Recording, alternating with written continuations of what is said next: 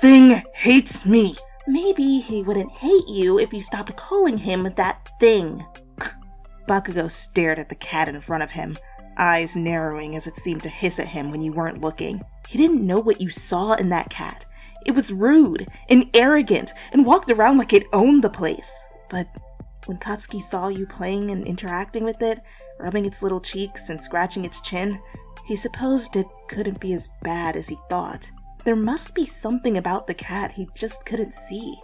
He huffed. I'm not going to be nice to your cat if it's not nice to me. Well, I'm sure Mr. Mochi would be nicer if you didn't glare at him every time you saw him, you said, sticking your tongue out as you petted the cat between its ears. You brought this upon yourself, really. The first time I saw Mr. Mochi, it attacked me before I even did anything.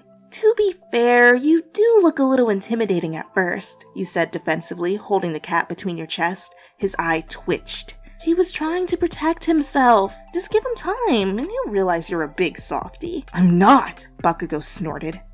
But he let out a sigh when he saw your pleading look, muttering a string of curses under his breath. But, since you make it clear he's not going anywhere anytime soon, I guess I'll give it a try. See? You grinned. Softy. With a small burst of laughter, you rested your head on his shoulders and gave him a chaste kiss on the jaw. Say that one more time and I'll change my mind. No, you won't. Katsuki rolled his eyes, a begrudging smile on his face despite himself. Whatever. Come here, cat. I have a treat for you.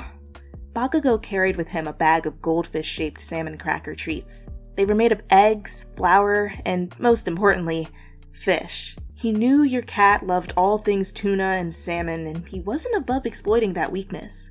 Holding a single treat between the pads of his fingers, Katsuki let out a sharp whistle as he tried to catch the attention of Mr. Mochi. When it paid him no attention, he grew impatient. Don't you want the damn treat, you ingrate? He growled.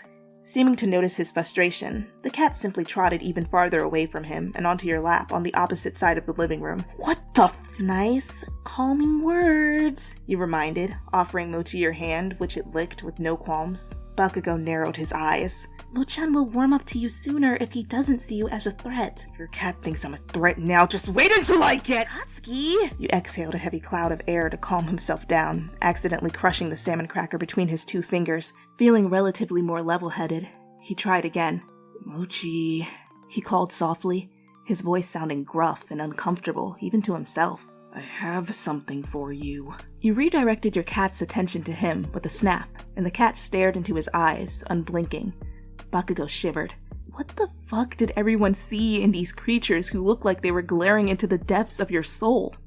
He took a handful of crackers out of the bag and laid them on the palm of his hand. If you don't try it, Neko-chan, you'll regret it. Bakugo, saying threatening things in a quiet voice doesn't make it nice. This is hopeless then, he cried. It's not, you fired back, picking Mochi up and bringing the cat closer to him, despite the mewls of protest. Look, he would love to eat these treats. Wouldn't you, Mr. Mochi? You walked over to him with the cat in your arms before sitting down on the couch by his side. The cat eyed the treats curiously, but refused to move even closer. As you examined the jar of treats, you pursed your lips thoughtfully. Katsuki-chan. You studied the small fish-shaped crackers that looked too authentic to be store-bought. Did you make these yourself? His cheeks flamed as he shook his head, ready to deny it. Are you kidding me? That's ridiculous. I didn't! You tilted your head to the side without saying a word. He groaned. Okay, so what if I did? It wasn't like they were much work anyway.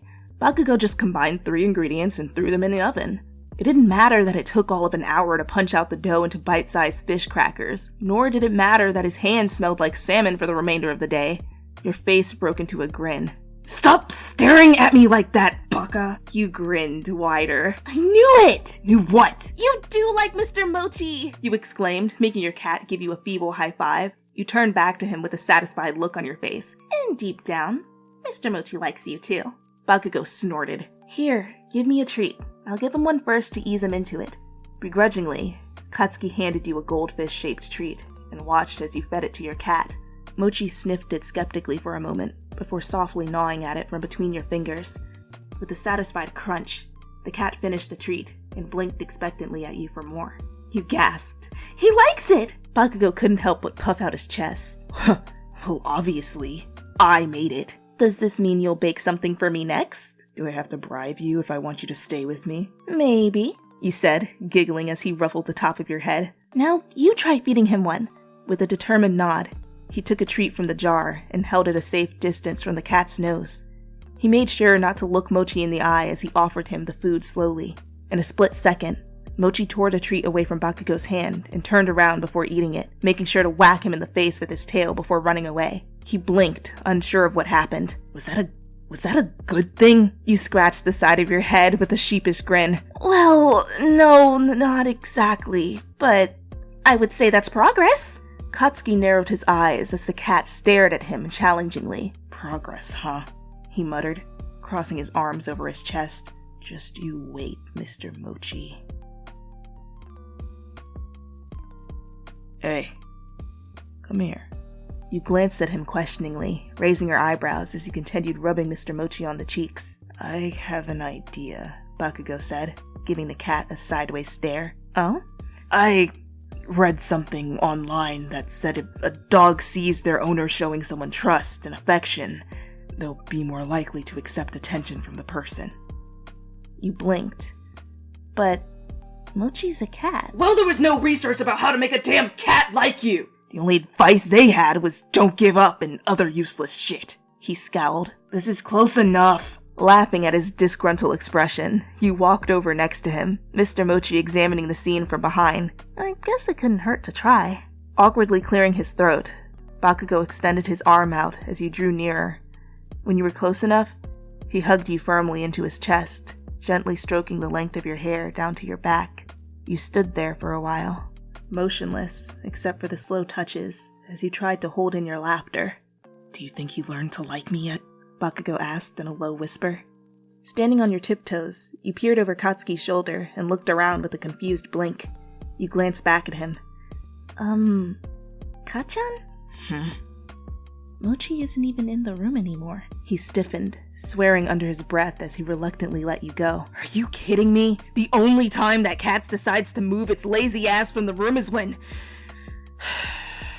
Exhaling through his teeth, Bakugo shut his eyes. Never mind, it's fine. This is fine. You patted his shoulder comfortingly, offering him a small smile. Maybe if I'm petting Mochan while you're hugging me, this'll work. Katsuki blinked. Huh? You tilted your head. Isn't that what you were trying to do? Transfer some of your aura to me so he'd get used to it? What the fuck? Bakugo stared at you with mild concern. I was trying to get him accustomed through observational learning, not by hoping affection would transfer from your body to his. Your mouth formed a small oh. Huh. That makes more sense. With a defeated sigh, Katsuki patted the top of your head as you registered what he just said with a dazed look. That was a failure, he thought. He would just have to try again tomorrow. As you snuggled deeper into Bakugo's arms, he spotted Mochi sauntering back into the living room with the lifted chin. The cat spotted his owner and peered curiously when you shut your eyes and rested your head on his chest. Oh, now you decide to show up, Katsuki said, shaking his head when he heard the sounds of little paw prints. You really are something else, Neko-chan. Today was the 5th consecutive day in a row Bakugo had been over your house for over 4 hours. And of those 4 hours, he spent 3 of them trying to make progress with Mr. Mochi. But as the time went by, Katsuki could feel his patience wearing thin. This is going nowhere! What do you mean?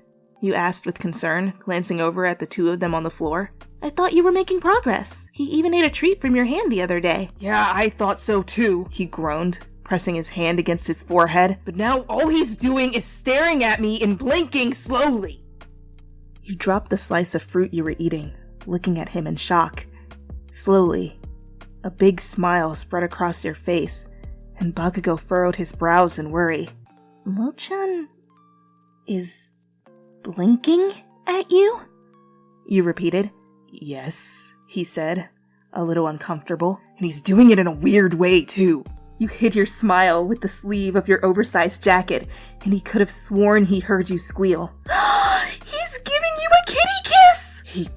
What? Katsuki tilted his head as he watched you blink at him slowly, imitating Mr. Mochi. Your lips were flushed and parted ever so slightly as your lashes cast a shadow on your cheekbones as you opened and closed your eyes at him. Somehow, he found it cuter coming from you than from the cat. "That's a kitty kiss," you chirped, a bright smile on your face, and Bakugo found his cheeks warming up. Cats convey a lot through their eyes. When he stares at you unblinking, he's either threatened by you or he's most likely trying to intimidate you and show that he's the superior animal. He wishes. You laughed before continuing your explanation. If he's blinking slowly with his muscles relaxed, he's showing he trusts you enough to be vulnerable in front of you. Bakugo glanced back at Mochi and saw him gently trot around the floor, walking back to him and slowly shutting his eyes. Without second thought, Katsuki blinked back, hoping to return the kitty kiss quickly enough that you wouldn't notice. He was fairly certain you noticed, but you hid your reaction behind your sweater paws as not to embarrass him. So, he trust me? You nodded. Well, it took him long enough, Bakugo said dismissively. But deep down, he felt something like happiness and satisfaction at the thought. And judging by the twinkle in your eye and the grin on your face, you knew he was more pleased about it than he let on as well. You walked over to a spot on the floor and took a seat next to him, holding your hand out to attract Mochi's attention. Mochi climbed onto your lap with a soft purr, stretching his forelegs out so they were resting on Katsuki's knee. "Good," you said, smiling at the sight as you placed your head on Bakugo's shoulder. "Now my two favorite boys are finally getting along." With an amused huff, he brought his arm around your waist to pull you closer to him. "Oh, sure. But I'm your number one favorite, right?" You hummed thoughtfully, petting Mochi's ears between your fingers. "It's a close call, but yes, you'll always be my favorite." Katsuki patted the top of your head, mimicking you with a sideways grin. "And I suppose you're my favorite too."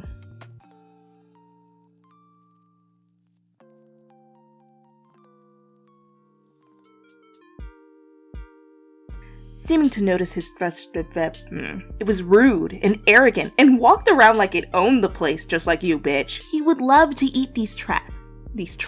You studied the small fish-shaped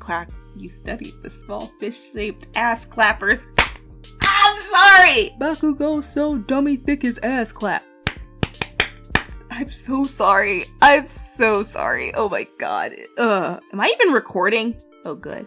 I lost my place though. Before Snuffly 9, damn it. Bakugo, in all seriousness, saying the words Mr. Mochi. That's a gem, as you continued rubbing Mr. Mochi's on the cheek, on the what? Woo! Jesus Christ, superstar! There's two voices where I like saying what the fuck in. Bakugo's voice and Dustin's voice. Because Bakugo's like, what the fuck? And then Dustin is like what the fuck? With a soft purr, stretching his forehead. Why did I have to prepare for that? That's not even time for my grand line. Except for the slow touches as you tried to hold in your laughter. Oh my god! Thank god. Okay, because I was like, yo, this is really awkward. Soft Bakugo. Katsuki with the Katsuki, and they're playing together. That was my song, a Beethoven classic.